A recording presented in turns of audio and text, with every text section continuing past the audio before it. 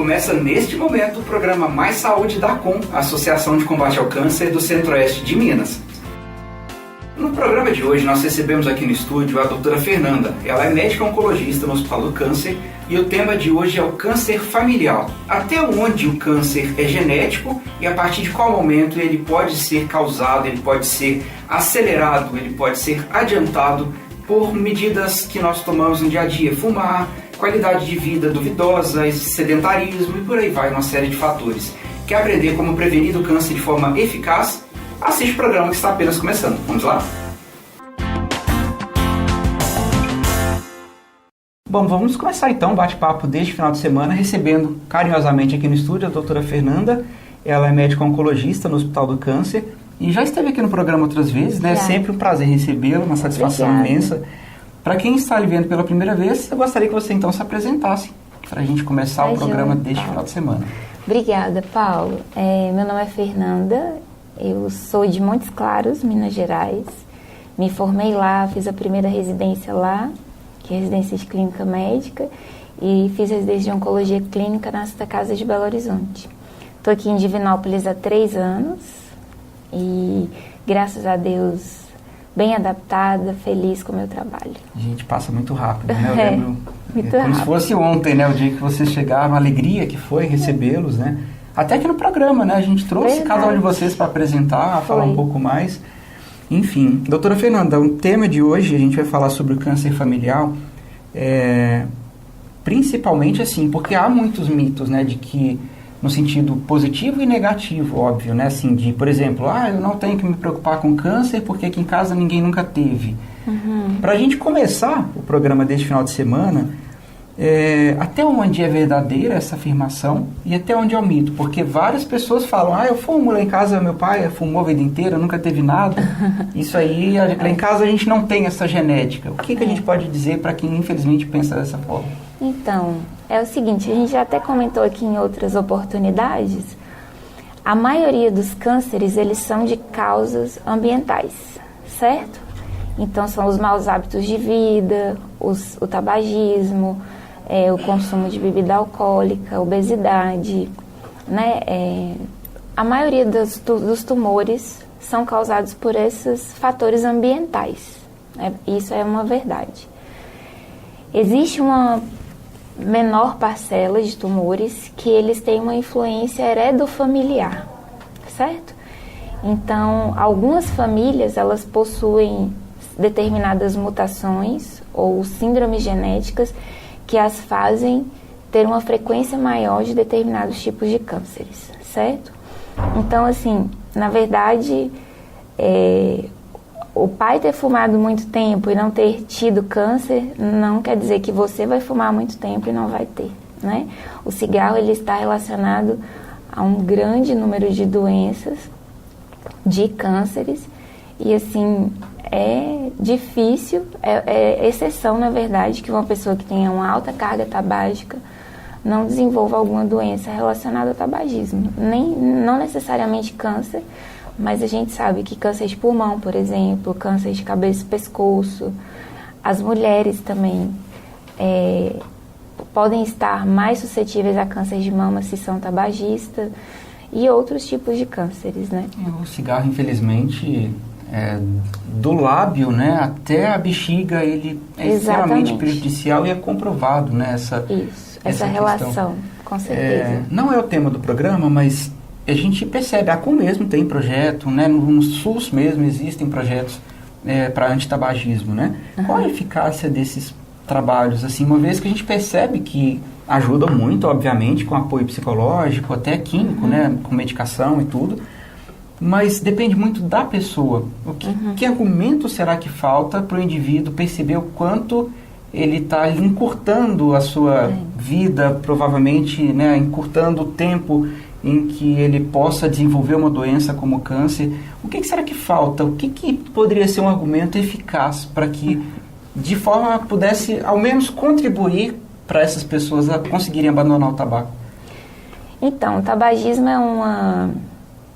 é um vício socialmente aceito, né? Uma droga lícita, e até por isso dificulta demais o abandono do tabagismo, dessa prática, né?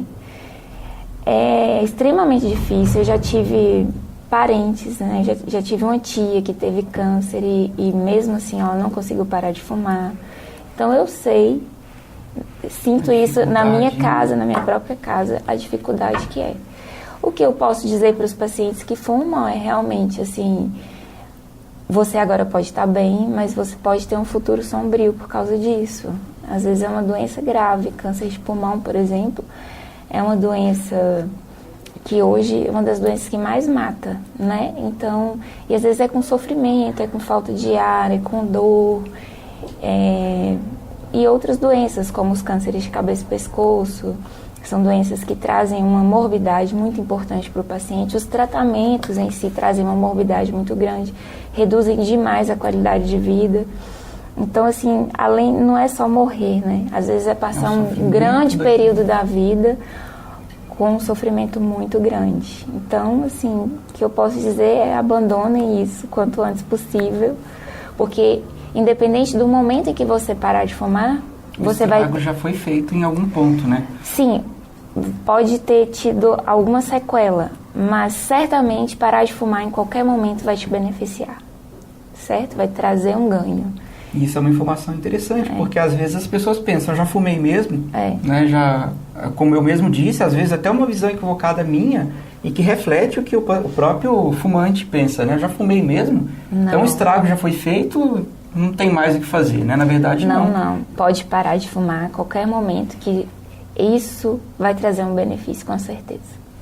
Esses cânceres mais relacionados ao tabaco, até outros, né, não diretamente ligados ao tabaco.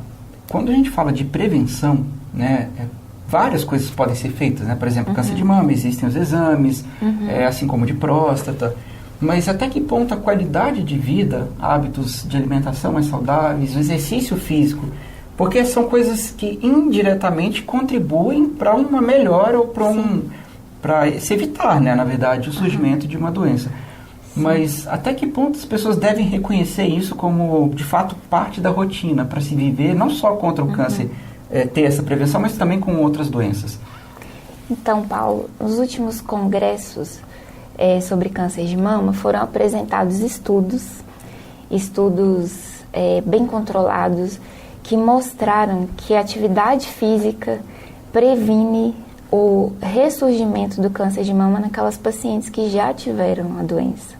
Então, assim, não é uma coisa só de falar, é uma coisa que está provada cientificamente, certo? Eu gosto de dar esse exemplo e a gente tem muitas pacientes com câncer de mama que às vezes estão obesas, estão sedentárias, né? E eu tenho reforçado essa orientação no consultório, no dia a dia com elas, e a gente tem tido, assim, retornos maravilhosos. As pacientes às vezes voltam falando, doutora, estou fazendo atividade física, emagreci, fitness, né? Emagreci. Então, assim, a atividade física tem esse benefício científico comprovado, principalmente para as mulheres que já tiveram câncer de mama, mas tem os outros benefícios que a gente não pode deixar de citar, né? Os benefícios cardiovasculares, a melhora da condição física, fora estar em forma, né? Faz bem para a autoestima, faz bem para a cabeça, faz bem em vários sentidos. Então, assim, o sedentarismo hoje que está fora de moda. E a nível de prevenção, existe um exercício específico que é indicado? Ou, por exemplo, uma caminhada é válida, uma academia, um pilates? O que é o mais recomendado? Porque se ajuda na prevenção de pacientes que tiveram, para que aquilo contribua para a não recidiva da doença, para o não surgimento de um outro, né? Enfim, que dirá então para as pessoas que ainda não tiveram, sim, né? Com certeza. Então, esses estudos mais recentes, eles mostram que a atividade física regular 3 vezes por semana, com 1 hora de duração cada. Exercício aeróbico. Então, pode ser caminhada, pode ser natação, bicicleta, tá? Então, assim, 3 vezes por semana, 1 hora. E é aquela atividade física bacana, tipo, não é... Não é um passeio, apreciando a natureza, nada disso. É uma coisa que você tira um tempo para aquilo, exatamente. Né? Tem paciente que vira para mim e fala, mas eu caminho muito, eu vou ao centro ao pé, eu faço minhas compras, né, de supermercado. Não vale. É aquele momento, aquela 1 hora que você vai tirar só para isso. E é muito, muito pouco, né? Se você for pensar o benefício que traz, você tirar 1 horinha, o dia tem 24 horas, a semana nem se fala, né? 1 horinha que você tirar contribui cientificamente comprovado para a prevenção, né? Por exemplo, do câncer de mama e tantas outras doenças, na verdade. Então não custa nada, né? Afinal de contas, o slogan da prevenção já diz muito, né? Prevenir é melhor do que remediar. E é verdade, porque de fato o tratamento, ele, por mais simples que seja, ele vai precisar que você se empenhe para vir às sessões de radioterapia, dependendo do químio, e você pode sim prevenir o câncer com uma atividade simples, uma atitude básica, né, de tirar um tempinho ali para você cuidar um pouco mais da sua saúde. A gente vai fazer um pequeno intervalo, na volta eu quero falar um pouco mais sobre essas questões do câncer familiar, os atendimentos que a ACOM faz, os procedimentos que são adotados em casos em que a família tem ali alguma mutação, alguma coisa que pode desenvolver em vários indivíduos, né, aquele mesmo tipo de doença. A gente vai falar sobre isso assim que a gente voltar do intervalo. Não saia daí que a gente volta rapidinho, mais saúde você sabe, é da ACOM contra o câncer pela vida. Olá! Um grande evento realizado pela ACOM acaba de entrar para o calendário oficial de Divinópolis. A Caminhada pela Vida da ACOM, que faz parte do Outubro Rosa, entrou para o calendário oficial do município de Divinópolis. Em uma votação unânime, o projeto foi aprovado por 16 votos a 0 na Câmara Municipal de Divinópolis. Agradecemos ao vereador Edson Souza pela iniciativa. A ACOM comemora 24 anos e inaugura o Centro de Voluntariado. O voluntariado vai contar agora com muito mais espaço e comodidade para receber os pacientes. O padre Christian Shankar deu a bênção e, com a presença maciça da sociedade, o ambiente foi inaugurado. Além disso, os voluntários têm agora um espaço onde irão fazer quitandas para os acolhidos no Hospital do Câncer. A ACOM é imensamente grata aos doadores por permitirem este feito.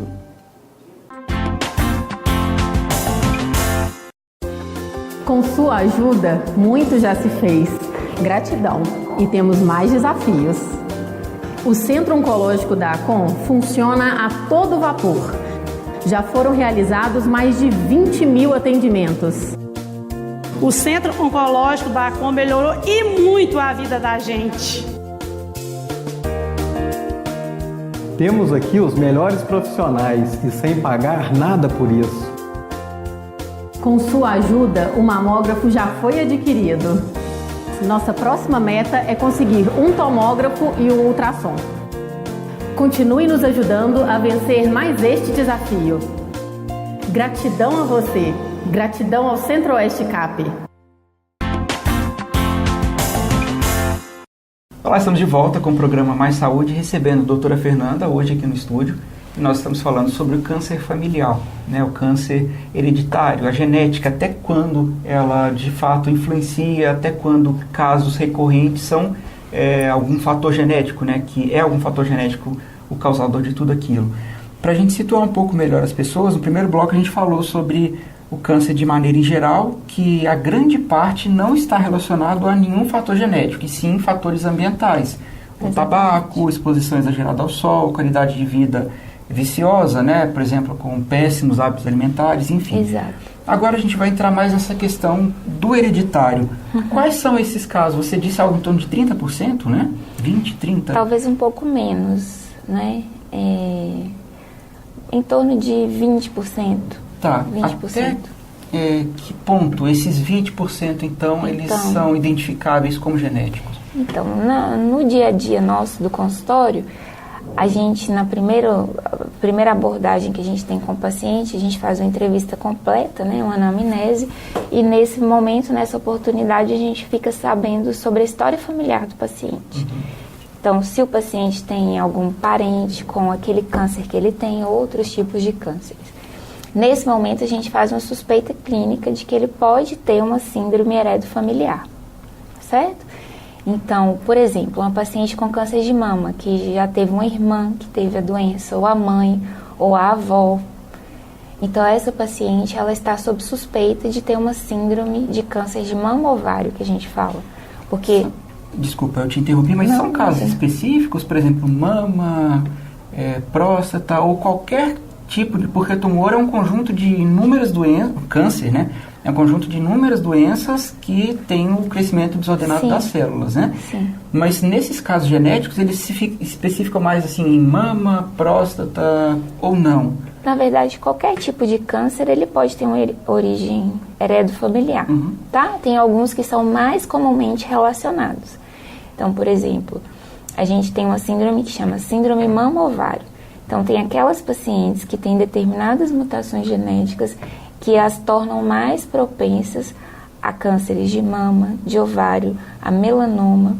E quando o paciente homem é portador dessa mutação, dessa mesma mutação, ele também tem mais chance de desenvolver câncer de mama, de pâncreas e de próstata. Olha que bacana. No caso do homem, já vai para o pâncreas. Mulher também pode ter câncer de pâncreas. Mas mais comumente mama, ovário... Mama, ovário são os mais comuns. E aí pode estar relacionado à pele, certo? Que é um melanoma, né? Que é uma doença que pode ser muito grave. E no homem, essa mesma síndrome, ela pode provocar mais chances de ele ter câncer de próstata, câncer de mama também. Que inclusive é bom a gente falar sobre isso, porque muitos pacientes, homens, ou muitas pacientes, mulheres, pessoas em geral, elas acham estranho falar homem com câncer de mama, mas pode acontece. Acontecer. E geralmente é um pouco mais fácil de detectar, porque qualquer alteração ela é facilmente percebível, assim, devido a não ter o volume de um seio, né, no caso do... Mas isso não é tão, assim, 100% não, sabe, Paulo? Os homens, eles têm muito menos aceitação da doença do que a mulher. Eles procuram menos o médico, às vezes demoram a detectar o problema, sabe? Então, isso fica de alerta também, né? Os homens também têm que se cuidar e se observar mais. Com certeza. Certo? E o nosso corpo é uma máquina muito perfeita, né, gente? A gente percebe, assim, que qualquer alteração, ele dá um sinal. E se a gente procura ajuda, porque o câncer é uma doença muito silenciosa. Às vezes, ela não tem o menor sinal, ela não dá nenhuma coceira, nenhuma dor. Às vezes, quando isso acontece, pode já ser que a doença já está instalada há muito tempo, né? E aí... Isso. Seria uma situação mais complicada, né? Aí que entra a importância de a gente saber detectar essas famílias com essa propensão maior. Nós temos na Arcon hoje um programa que ele chama Programa de Prevenção ao Câncer e Câncer Familiar, que ele visa acompanhar e diagnosticar os pacientes e as famílias que estão sobre essa condição essa propensão mais aumentada ao desenvolvimento de certos tipos de cânceres. A gente tem várias famílias em acompanhamento e o que a gente tem percebido no dia a dia é que esse acompanhamento tem propiciado a gente detectar mais precocemente a doença nesses pacientes mais suscetíveis, e a gente tem conseguido evitar algumas doenças em algumas pessoas. E quando é necessário, até testes genéticos, a gente consegue com um valor melhor, né? Assim, isso. Consegue facilitar, né, para o paciente poder ter o isso acesso. E ter essa documentação com um pouco mais de detalhes a respeito daquele tipo de... Exatamente. Então, a oncologia é uma ciência muito estudada, né? Então, a gente hoje tem várias síndromes genéticas já detectadas com mutações específicas relacionadas. Então, os pacientes que chegam até nós, eles são primeiro entrevistados, a gente procura saber direitinho da história familiar, é feito um heredograma e a gente começa a estudar a família desses pacientes, os pacientes da família que seriam mais suscetíveis. E a gente escolhe alguns deles baseado, obviamente, nesse mapa genealógico, para serem submetidos a testes genéticos. Esses testes genéticos, infelizmente, eles não são custeados nem pelo SUS e nem pela Arcon. Mas a gente conseguir uma parceria com o Laboratório do Sul do Brasil, que é um laboratório muito bom, que tem feito uma condição melhor de pagamento para os pacientes nossos. Então, a gente tem conseguido detectar algumas síndromes importantes. E quando fala do heredograma, né? Até que grau é investigado isso? Por exemplo, parentes de segundo, terceiro, quarto grau, até quando pode ir essa condição? Tem algumas doenças, como câncer de cólon, por exemplo, várias gerações podem ser acometidas pela doença, né? Então, na verdade, a gente estuda o máximo que a gente pode estudar. Isso depende muito das informações que o paciente nos fornece. Os parentes ainda vivos, né, para conseguir esse material. Às vezes tem alguma dificuldade de conseguir, porque às vezes a família já não está tão mais próxima, ou o paciente viveu longe dos familiares. Às vezes eles não conseguem fornecer tantas informações. Mas, em geral, 3 gerações a gente consegue estudar. A gente tem alguns mapas assim, enormes, gigantes, que tem famílias muito grandes e com uma história até muito rica de câncer, sabe? A gente tem alguns mapas assim bem ricos de detalhes, de informação que nos ajudam. E tem outros casos que a gente tem um pouco menos de informação, mas que com isso a gente já consegue... Ainda assim consegue contribuir muito. É importante dizer, Paulo, que as pessoas podem ficar assim, mas se isso tem um custo, fazer o teste genético, né? Tem um custo, e realmente tem. Porém, isso não é o mais importante do programa, tá? Todas as famílias e pacientes que têm suspeita de ter uma síndrome heredofamiliar, a gente vai continuar acompanhando eles por tempo indeterminado, tá? A gente tem várias famílias que não conseguiram fazer o teste, não tem problema. A gente tem conseguido... Consegue-se, com esse acompanhamento um pouco mais próximo, né, detectar essas alterações. Exatamente, muito início, né? Exatamente. Doutora Fernanda, e as pessoas que têm algum caso na família, que suspeitam que isso seja genético, que tem mãe ou irmã, ou mais de uma geração com um problema parecido, como que elas devem fazer para ter acesso a esse projeto da ACOM? Então, a gente atende os pacientes por livre demanda. Então, se alguém tiver essa vontade por si mesmo, ela pode procurar a ACOM e se cadastrar, que a gente vai fazer a entrevista, fazer o heredograma e fazer o estudo da família. Tá? Isso só em casos que tenha, por exemplo, a condição para participar do projeto, poderíamos dizer que tem que ter, por exemplo, mãe ou irmã e mais alguém? Não necessariamente, Paulo. A gente está abrindo, assim, pelo menos para a gente orientar, que o mais importante é a orientação mesmo, qualquer pessoa que tenha o desejo de pesquisar isso, que tenha uma curiosidade ou tenha medo, né? Porque o câncer envolve essa questão também. E a gente atende principalmente os nossos pacientes que já estão em tratamento, né? Então, esses pacientes, eles são triados, né? Os que têm suspeita de síndrome heredofamiliar, a gente encaminha direto. E por livre demanda, se alguém tiver curiosidade ou quiser saber, a gente também vai acolher e orientar. Muito bom. Precisou, então, é só entrar em contato com a ACOM. O telefone aparece logo abaixo do seu vídeo. Doutora Fernanda, muito obrigado pela participação no programa Mais Saúde nesse final de semana. E vocês, muito obrigado pela companhia de sempre. Semana que vem estamos aqui com Mais Saúde novinho. Grande abraço, pessoal. Fiquem com Deus. Tchau.